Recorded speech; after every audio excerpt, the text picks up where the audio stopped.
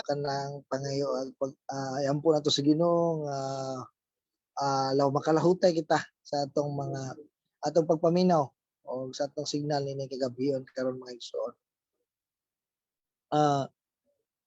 Sa dili man ta magpadayon mga tagiya sa Dios nini atong paghisgutan ni kagabion. Among amahan nga langitnon, ikaw makagagahom sa tanan.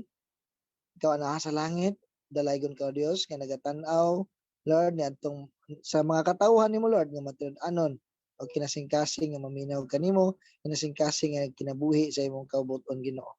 Nining kagabihon tabangi ang matag usa, ang among focus, ang among kasing-kasing gunahuna diha gayud direkta Ginoo sa imong pulong ayaw itugot Lord ang among mga problema, ang among mga buhat makababag sa among papaminaw karon Ginoo. Tabangi kami Lord nga pilion namo ang pinakamaayo nga sama sa desisyon ni Maria Ginoo nga naminaw sa imong pulong ug walay lain nga gibuhat Ginoo. Lord, tabangi ang matag usa kanamo uban ni kami ang imong balang espiritu magahari sa among pagpaminaw karon sa imong pulong.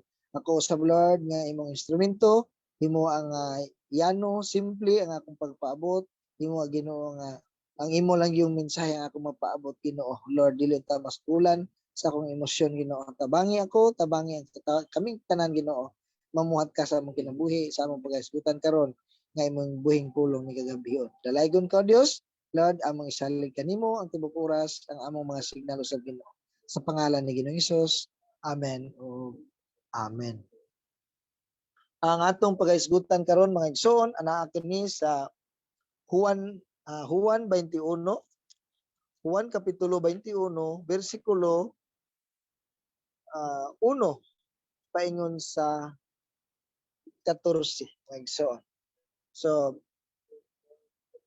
tutok lang ta, focus ta sa pagpaminaw akong basahon para sa inyo mga igsoon.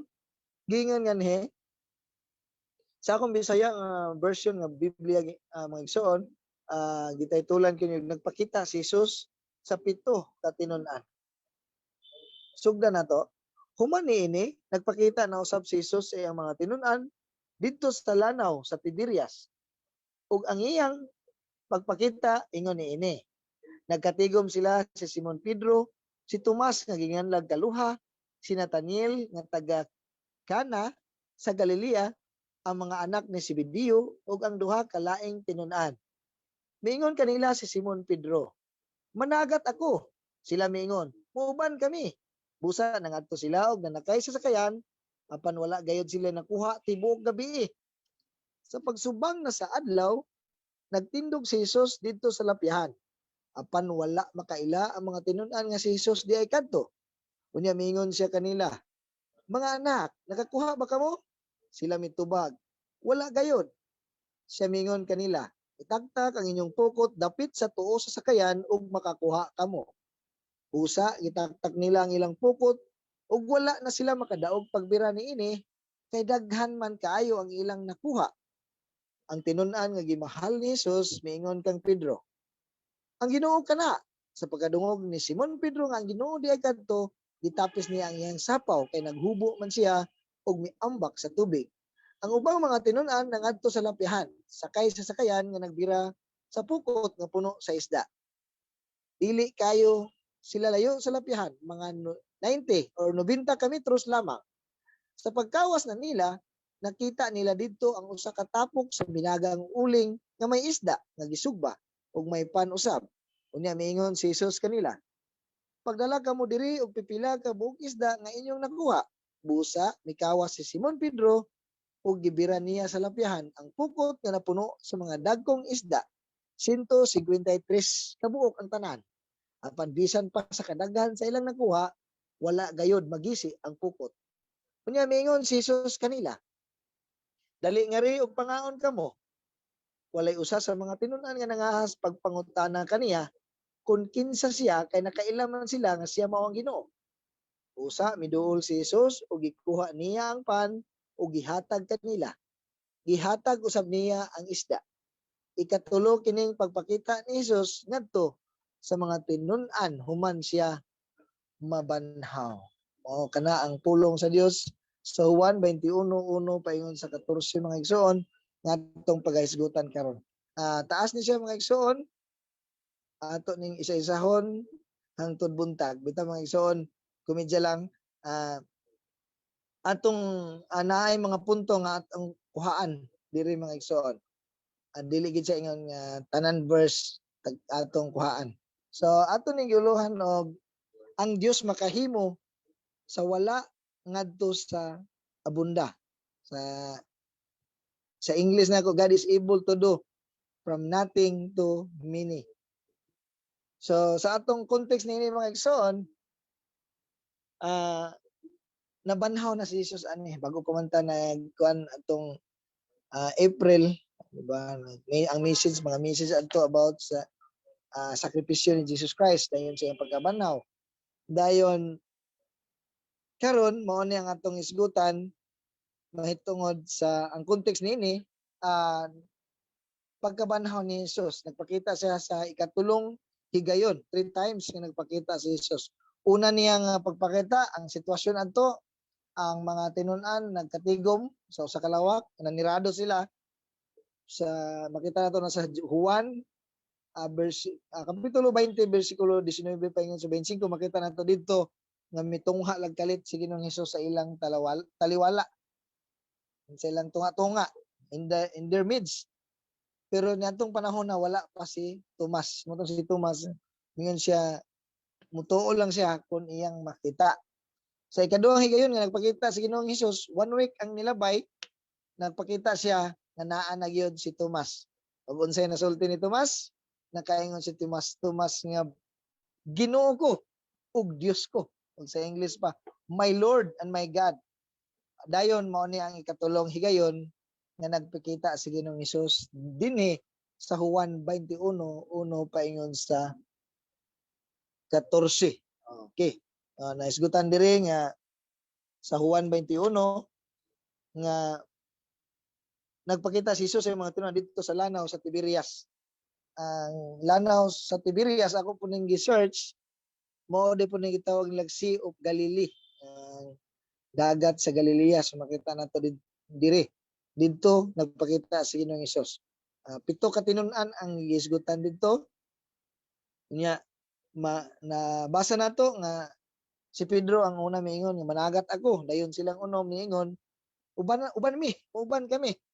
Nga nining panahon na mga igsoon, sa buhi pa si Ginoong Hesus kani sila mga tinun-an sigig uban-uban ni Ginoong Hesus. O sa ilang pag-uban-uban daghan silang nakatunan, training kato nila apan pagkamatay ni Ginoong Hesus, ang ilang mga gipang trainingan wala pa dayon nila nagamit, wala pa nila na-apply. Kay wala pa man sila nasayod unsay sunod nila nga buhaton, unsay lakang nga ilang pagabuhaton sunod nga kay wala pa may gihatag nga instruction si Ginoong Hesus. Bisan nakabalo sila nga nabanaw na si Ginoong Hesus, apan walay makaako pagpangutana kaniya unsay sunod nilang buhaton. So busa isip ilang mga panginabuhi or aron masangkap ang ilang mga panginahanglan, matagbo ang ilang mga panginahanglan, mao nga nanagat sila. They go on fishing. Okay. Dili pasabot nga nakawang lang ang ilang mga natun-an, dili pasabot nga nibiya sila sa ilang pagtugyan sa ilang kinabuhi nganha kang Hesus ug sa ilang pagkatinawag aron magpakailap sa mensahe. Ang ipasabot mga igsoon kay wala pa man sila abisuhi, wala pa instruction nga gihatag sa Ginoong Hesus. Ulahin naman ning sa Acts sa buhat 1:4 paingon sa 5 gingon nganhi ug samtang si Hesus uban pa kanila gitugon niya sila, ayaw una kamo pagbiya sa Jerusalem. Hulatan ninyo ang gasa nga gisaad sa akong amahan sumala sa gisulti ko kaninyo. Sa verse 5 kay si Juan nagbunyag pinaagi sa tubig apan pipila na lamang kaadlaw gikan karon bunyagan kamo pinaagi sa Espiritu Santo. Okay, mga igsoon, wala pa may instruction mo nang nanagat usa sila. Usa sa ilang pagpanagat tibuok gabi walay kuha. So mao nay kinabuhi sa mga mananagat mga igsoon, bisan pag eksperto kaayo, pag wala ihatag ang Ginoo, wala ihatag ang dagat nga isda, wala gyud kay makuha. So dili ingon kay Kristohanon dili ingon kay magtotoo, dili na gyud masiro. Uban mayon kasagaran pag makakuha ganing daghan ay Kristohanon gud mi, ay magtotoo gud mi. Gibless gid mig daghan permi.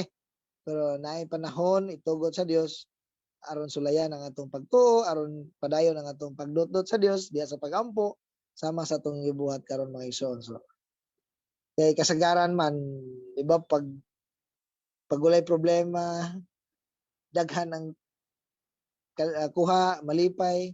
So malimot nagpag-ampo, malimot nagpasalamat sa Ginoo. So iagit tag mga kalisdanan aron makahinumdom ta sa Ginoo mga igsoon. Ang problema ug ang kalisdanan mao na hinoy makatabang nga motaas ang atong panahon ug modaghan ang higayon sa atong pagduol diha sa Dios. So, amen ba mga igsoon? Gisulayan ang atong pagtuo or either gidisiplina kita sa panahon nga adunay mga sitwasyon nga lisod kaayo sa panagat, lisod kay makakuha sa panginabuhi, lisod maka matagbo ang imong panginahanglan. So muna mga igsoon, makita nato, nasabtan nato diri nga sa dihang nisubang na ang adlaw, pasubangay na ang adlaw, siyempre niuli na lang sila, siyempre minghoy, luya, hoy-hoy ang abaga, kay mao lagi walay kuha. Dayon nakita dito nagtindog si Jesus sa lapyahan pero wala sila makaila. Makita nato nga si Ginoong Hesus nagatanaw, nagamonitor kanila. Makita nato, mabasa nato sa ikaduhang Kronikas 16, 9a, ilang dilang nato lawson. Iyon nga na ang Ginoo kanunay nga nagtanaw sa tibuok kalibutan aron pagpaila sa iyang gahom ni adtong nagsalig kaniya sa hingpit. Okay. So nakita nabasa nato nga si Ginoong Hesus nag-monitor ngadto sa lapyahan, sa daplin, sa baybay, nagatindog. So ug dayon mingon si Ginoong Hesus, "Anak, mga anak, nakakuha ba kamo?" So makita nato si Ginoong Hesus nga inamahan gid ang iyang turing sa iyang mga tinun-an. Ang iyang pagpangga inamahan, ang iyang pagbabati inamahan. Kay mo man pud na giingon sa Isaiah 9:6, usa sa gimension didto nga sige ang mataw ang prinsipe sa kalinaw siya pagkatawgong amahan hangtod sa kahangturan. Okay, nangutana si Ginoong Hesus, mga anak, nakakuha ba kamo? Wala siya moingon nga wa mo'y kuha no. Kay gusto ni Ginoong Hesus ug gusto sa Dios ug komunikasyon, pag-istorya, pagtubag. Muna nitubag ang mga tinun-an nga wala gyud may kuha, wala gyud.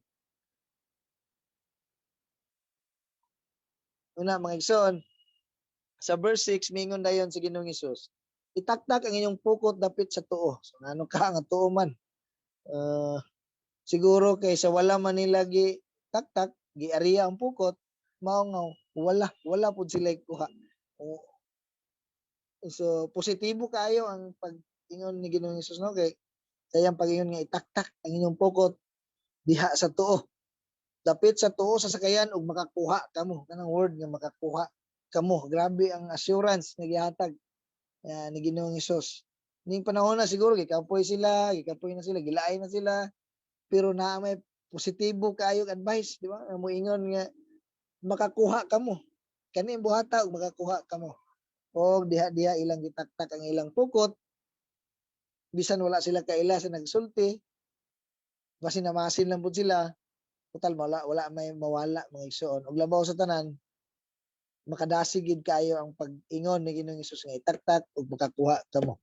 Itaktak sa tuog makakuha kamo. Sama sa ang application nato mga igsoon nga makatabang sa tao nga makalahutay nga mabuhi, mahatagag paglaom kung adunay positibo nga advice, adunay positibo nga panghunahuna nga moabot sa imo mga igsoon. Doon ako example na sa akong kaila nga nagatrabaho sa usa sa dako nga mall. Panahon manarbaho siya kanaman sila madawat nga incentives kung daghan sila gahalin. Iyag yung settings yung una nga mahalinan kog daghan karong adlaw. Kuan gid pud kuno kanang matinood pud kuno. Kada gid kuno unsay yang buhaton mo ginayang positibo gid kuno permi ang unaon nga mahalinan kog daghan karong adlaw or makakuha kog daghan karong adlaw. So mga igsoon, positibo nga advice ang gihatag o gitudlo ni Ginoong Hesus. Itaktak sa tuo. So makita nato nga importante gid kayo ang paggiya sa Ginoo. Aktual nga paggiya sa Ginoo. Sa diha nga wala na sila kasayod sa ilang buhaton, wa sila kuha sa may lang unsa may lang pagkaon, unsa may lang i-provide silang matag pamilya. So gigiyahan sila ni Ginoong Hesus sa angayang buhaton. Kaya sa atong aplikasyon na kung walay giya sa Dios, daghan gayud makawang, daghan gayud mapakyas o walay kahimuan ang atong mga buhaton mga igsoon. So atong balik ko na to atong title, ang Dios makahimo gikan sa wala ngadto sa pagkaabunda. Muna natong punto niini, ang Dios manalangin bisag dili sibo sa panahon. Biyan sa tawhanong sukdanan kay adlaw naman sa ilang naandan kanang mga orasa ting pamauli na, diba? Adlaw na giariya ang pukot or gihulog ang pukot. Diha na to makita aron walay makaingon nga nakatsamba lang or timpo magud karon wala giisda karon kundi milagro gayon. Sama sa nahitabo ni Abraham ug ni Lot, di ba? Gipapili og una ni Lot, gipapili ni Abraham og una si Lot. Pag siyempre, kay si Lot may ang una niya gipapili, gipili gid ni Lot ang the best nga area. Daghan masibsib sa iyang mga kahayupan. Pero si David nga ulahi nga mipili sa pwesto, kabalo siya nga bisag asa siya ang Dios manalangin kaniya. Amen mga igsoon. In application sa tuwa mga kastuhanon, nga bisan ang kastuhanon nangatulog, ang Dios nagabubo sa panalangin. Salmo 127 verse 2. Kawang lamang ang inyong paghago, pag-ayo aron mabuhi ang pagmatag sayo ang pagpamulaw. Kay ang Ginoo nagsangkap sa iyang gihigugma samtang natulog sila. So ingana ang Dios nga manalangin sa iyang mga katauhan bisan dili sibo sa panahon, bisan dili sakto kung tawhanon nga sukdanan dili gid siya makakuha, dili gid siya makaangkon mga igsoon. So ang Dios manalangin sobra pa kaysa atong gidahom. Munang sa verse 6 makita nato nga wala na sila makadaog pagbira niini. Kay daghan man kayo ang ilang nakuha. Naon nimo? 7 sila kabuok. Wala sila kadaog. So grabe ka makalilisan gayud. Nakadaghan ang ilang nakuha. So biyan gayud sa human limits. Daghan kayo pero nganong wala man gyud bisag isa na lang sa panahon sa ilang pagpanagat yan ang tibuok gabi nganong zero man gyud. So makita nato diri mga igsoon nga aduna gayud full control ang Dios og siya nakabalo sa tanan. Walay bisan isa ka isda ngayang gitugutan nga masaag sa ilang pupot aron ilang makuha ug aron ilang mashiran panahon sa ilang pagpangaon naon niya. So gikan sa zero gayud nga nang gabi ug nakakuha sila makalilisang gayud nga kadaghan. Start zero with Christ. Bisan empty ta mga igsoon, bisan wala tay alam, walay bahandi, walay experience, walay kapasigarbo. Start zero with faith ug magmabungahon kita mga igsoon.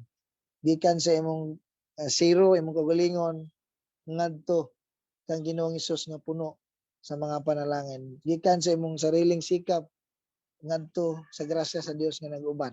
Kaya atong tanawon pod mga igsoon, ang kalibutan from hawang kayo walay itsura o tungod sa gibuhat sa Dios, grabe ang great kayo ang creation nga gihimo niya gikan sa wala ngadto sa how great thou art, di ba? Makuha na to ang pamuhatan gibuhat sa Ginoo. Grabe ka katingalahan, grabe ka imposible. From kita pod mga igsoon, from nothing, from gikan ta sa abog into nindot na kaayo nga human being. We are nothing without God. Without us, God is still, di ba? Bisag wala ta, ang Dios magpabilin. Walay butangon nila lang nga naghimo sa Dios. Bisan wala pa ang tanan, ang Dios na ana ug naa niya ang tanan mga igsoon.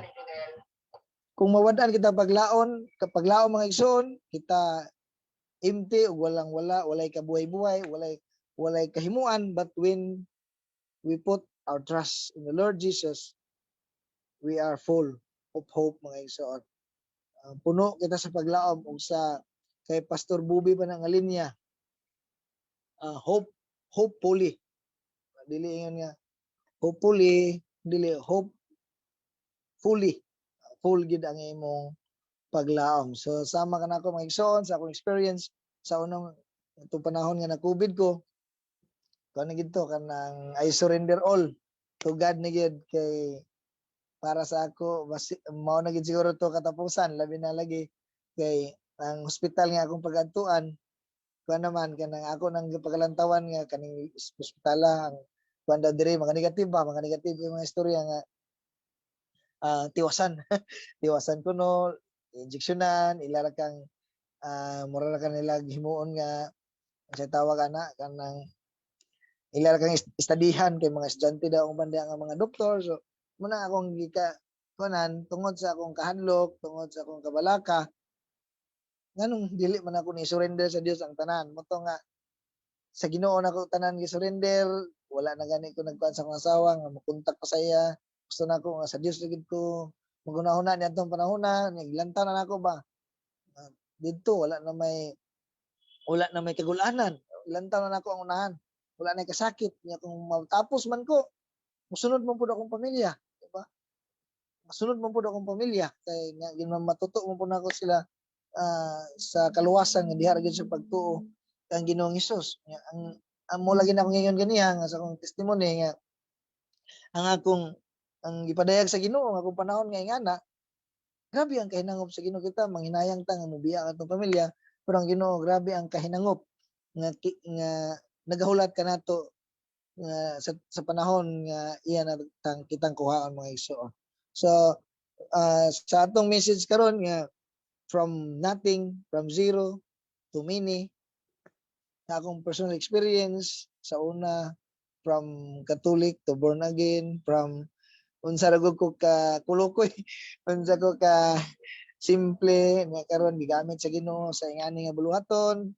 So makita nato ang Dios nakabalo sa atong mga panginahanglan ug siya mo provide sa tanan natong panginahanglan. Padayon lang kita diha sa atong pagduol kaniya, diha sa atong pagtuo, ug diha sa atong pagampo. Ang Dios makahimo sa wala ngadto sa pagkaabunda. Ang Dios manalangin bisag dili sibo sa panahon, bisag dili sibo sa tawhanon nga sukdanan, ang Dios manalangin sobra pa kaysa atong gidahom. Ug sa ikatulo, si Jesus makahimo sa tanan ug siya kasaligan kay siya Ginoo man, di ba? Makita nato sa verse 7a.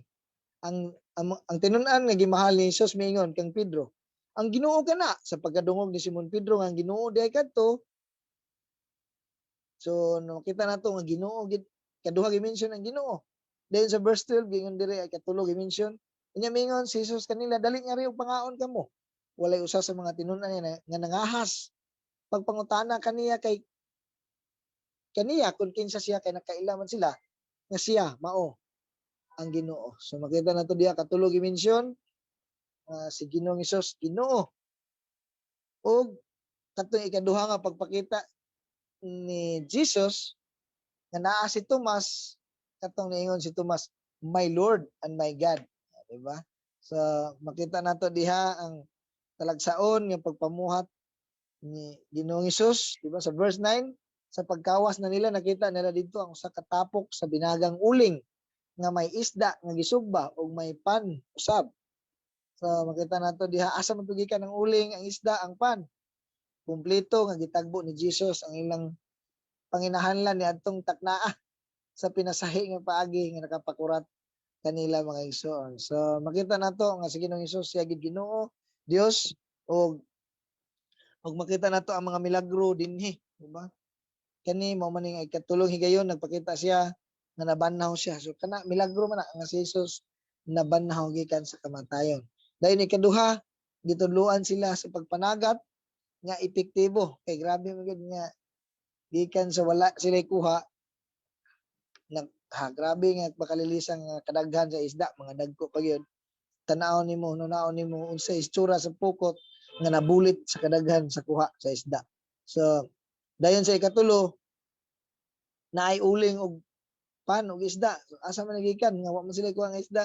Dayon na naman daan, na naman kang Jesus dito nga giandam para kanila mga igsoon. Dayon ikaupat nga milagro dinhi ang pukot bisan sa kadaghan, kadagko sa isda, nabulit sa kuha, ang pukot wala gayud magisi. So dako kana nga milagro sa among nga mga mananagat, naa gid nay magisi nga pukot, naa gid nay magisi tungod sa pagdasmag sa mga isda, labi na dagko nga isda, labi na bugat. So mo nang magisi gayud. Kung makita nato diha nga si Ginoong Hesus ato gayong kinahanglan nga ato gayong masabtan ug mailhan ang iya gayong pagkasiya nga siya kasaligan ug makahimo sa tanan. Amen mga igsoon. Aron dili usab kita malipat sa mga mini nga mga magtutudlo. No, mga igsoon nga ato gayud ng si Ginoong Hesus gayud mao gayud ang atong Ginoo sa atong kinabuhi. Dili lang taman sa atong kahibalo, kundi siya gayud ang Lord sa atong kinabuhi ug walay makakuha ni ana mga igsoon nga kamatuoran mga igsoon. Ang Dios makahimo natong tanom sa atong unahuna unsa man ang atong gipas-an, unsa man atong giatubang karon, hinumduman nato ang Ginoo kaya muhimo sa mga wala kanato ngadto sa dili madaog nga panalangin, sobra-sobra pa sa atong gidahom mga igsoon. So amen mga igsoon. Ang manginaot ko nga kining pulong sa Dios nga atong nadungog karon, dako kay ning kahimuan og magapamuhat kini, matisok kini sa atong mga galamhan, sa atong mga kasing-kasing og maghatag kini og buhing paglaom sa atong pagkinabuhi matag adlaw nga igsoon. Dalaygon ang Dios sa iyang pulong magamputa. Among Amahan nga langitnon, dalaygon ka kanunay, salamat sa imong paghatag kalampusan, imo nga Ginoo nga imong pulong dili mo labay nga kawang kundi mamuhat gayod sa matag usa nga nakadungog karon Ginoo. Lord, walay mausik niini Ginoo. Kundi ma-apply gayud kini Lord sa among tagsa-tagsa kapag kinabuhi Ginoo nga ikaw gayod, ikaw kasaligan ug makahimo ug magahatag og mga panalangin nga sobra pa kaysa among gidahom Ginoo. Salamat kay Dios, ikaw Lord ang among pasidunggan, among pasalamatan ug balikan sa tanang dungog mayag pasalamat sa ngalan ni Ginoong Hesus kini among pag-ampog. Salamat. Amen. Ug amen.